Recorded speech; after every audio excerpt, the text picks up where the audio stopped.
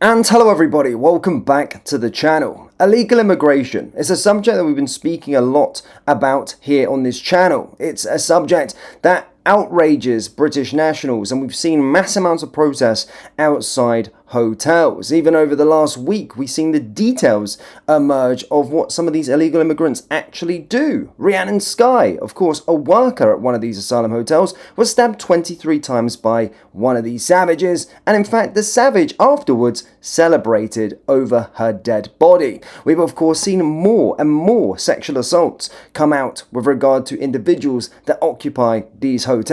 Now, this shows no signs of slowing down. The UK, of course, are opening up more hotels and bringing these illegal migrants in because they can't stop the boats. In today's video, we've got some shocking footage of illegal migrants hanging around a children's park. Now, some will say, well, this is completely innocent. However, seeing the rise in sexual assaults, people can't be too careful. And this British patriot that we're going to watch today in this video clears them off, confronts them as they're lingering around a park. It's absolutely disgusting. Let's have a watch of the footage, but as always, please do hit the like button and subscribe to the channel for more. Can you leave, please? This is for children, not for fully grown men. Yeah. Why are you sitting here? Do you stay around here? You're not a visitor for there, nothing, mate. You're sitting at a children's park, buddy. Come on, why are you sitting at a children's park? Can we leave, please? Don't scowl at me either. Should not be sitting at children's parks. Yeah? This is for children.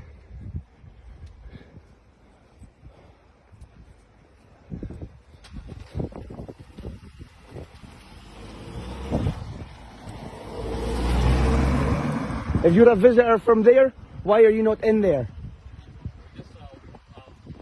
No, you know, you're very, very nervous. You're sitting at Children's Park. Why are you at Children's Park? Fucking go. Go, you understand the people of Tilladrone are not accepting this no more. Fuck off. Go now. Go, both of you, a bit faster. Come on. A bit faster, you as well. Speed up. Both got the same trainers. Where do you get them from? Are they supplied to you from Home Office, yeah? Same trainers, brand new jacket, brand new trousers. Yeah? You're in the wrong area for this, boys. Fuck off. Our children are our children, not yours. Now go away. Now, these individuals just aren't complicit, clearly, with our way of life, literally lingering around a children's park in their new gear, where they stay across the road. Again, this is the dangers that preside us, and I've said it time and time again with illegal migrants, they should not be allowed outside a hotel. They should be rewarded with clothing. But you've committed an illegal act coming into the country. Why on earth are you just having free reign around the area, and especially hanging around in local communities and hanging around in children's play parks? I mean, we've seen what can happen when, of course, they do what they want to do. The statistics there, the news articles are all there for everybody to see. It's absolutely disgusting and shows absolutely no signs of slowing down. Now, in other news, ladies and gentlemen, we've of course been covering this new Islamophobia law being sort of reversed, which is great news. I completely welcome it. But we've started to see more now with regard to them going further and faster with the burqa. Now, Portugal, of course, have banned it. Italy is also about to. And now we've got this news host calling for it on live television to see the United Kingdom make the same steps. Let's have a watch of this. Well, the burqa is now banned in Portugal, France, Belgium, Austria, Switzerland, Denmark and Bulgaria, among others, with Italy looking set to follow in the coming months as well. Well, I think it's time we joined these progressive countries and banned the burqa, the niqab and all face coverings in the United Kingdom too.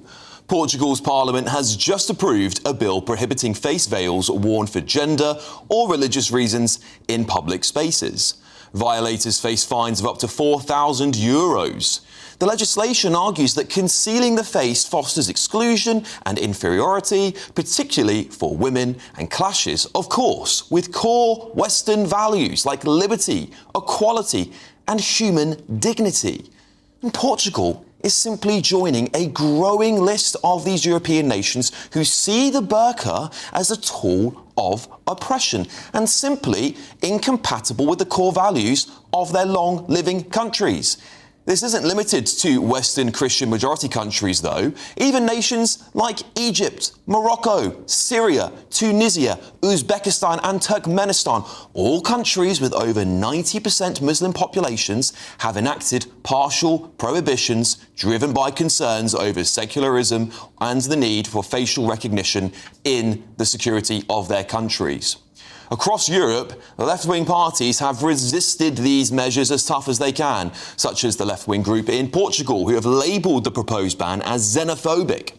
But this is the classic hypocrisy of the left, isn't it?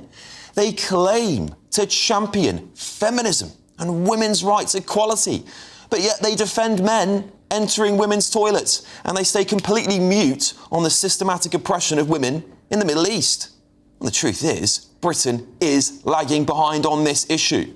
In a nation where women have battled relentlessly for legal equality and only got the right to vote less than 100 years ago, let's not forget, we cannot tolerate the resurgence or the entrenchment of religious oppression on any woman in our society. It is simply un-British, isn't it?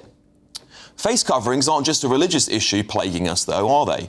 Experts and law enforcement in the United States have warned that they erect a physiological barrier, granting wearers a sense of anonymity that emboldens crime.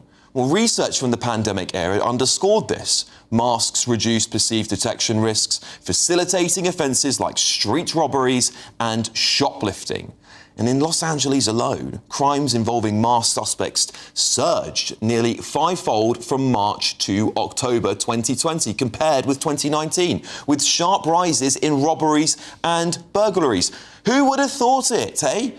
We've all witnessed the packs of youths prowling around the streets of Britain in ski masks. Well, I certainly have. Or those who are using those medical masks from COVID. Well, some used them as a mere fashion statement, replicating gang culture they've seen in that abysmal drill music on the internet. But others wear them to project menace, evade identification during crimes, and other, of course, threatening things. When we see the masked men show up at protests, of course, and begin causing violence, we know that they think they'll be able to get away with it because they simply aren't recognisable. That is why we keep seeing these violence at protests. We've got to stop it. The police have the power to do so. And in the case of the burqa, well, I believe that burqa and the niqab and similar oppressive garments were simply created to satisfy the historical insecurities of men who were viciously jealous of other men and wanted to prevent another man glancing at their women. None of this aligns with our British values, does it? It is profoundly and deeply un-British in every way, shape and form. As I always say, if you choose to live here, you must honour our way of life and integrate. So my message is quite simple. Take off the burqa, remove your face masks, or be prepared to leave. Or I hope you might face a large fine at the bare minimum or the full force of the law one day if we can outlaw these oppressive and threatening face coverings in Britain. Facts. I mean, it does seem really backwards when you think about it. You know, we've literally got individuals cutting around in this on our streets. And again, the Labour government don't want to have this conversation about it, despite other European countries moving in away. So, yeah, still allowed. Look, you can see someone's face here. But this, how is this not a security threat? I mean, come on, think about it. Anyone could be behind that. I could be a robber be behind that. You know, posing as something else. And that's the danger to the society that we have. And the UK must follow suit. However, when we talk about this conversation, it's almost frowned upon in Parliament. I remember the new Reform MP, Sarah Poaching, she came in, her first question was, when are we going to ban the burqa? Keir Starmer looked at her as if she, just killed somebody by even suggesting something so ludicrous in his mind. But we're seeing a lot of support for it with regard to British MPs. Suella Braverman coming out saying, calling for the burqa to be banned in the UK. We've of course seen Rupert Lowe speak about this passionately as well. And I think it's time now for the UK to follow suit. It really is. It seems so backwards that it's there. No one's saying that you can't wear a head covering. No one's saying we're just talking about this.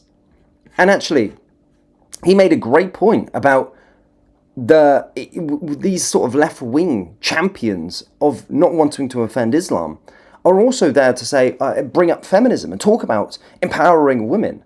This is an archaic method of putting women down.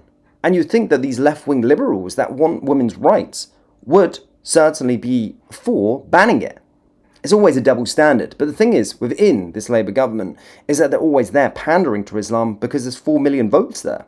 And they know if they get that, then they could have a good, huge sway in getting into power.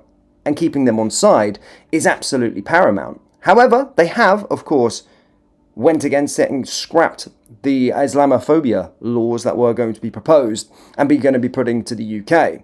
But certainly it is very much a debate that needs to be happening within the UK. And we should be following suit with all of these other countries. We really should. I mean, look, come on. I couldn't even believe what Alex was saying there about countries like Tunisia, Morocco, Egypt have all banned certain things. But we're here in the UK and we just allow it. It's absolutely bonkers. It really is. These North African countries that are largely Islamic have banned it themselves because they realise the security threat at what it is of not being able to see an individual's face. Shocking. And we should be following suit, and I hope we do follow suit in due course. But guys, do let me know your thoughts on both subjects that we discussed in today's video. As always, please do hit the like button and hit the subscribe button for more, and I'll see you all next time. Take care. Peace.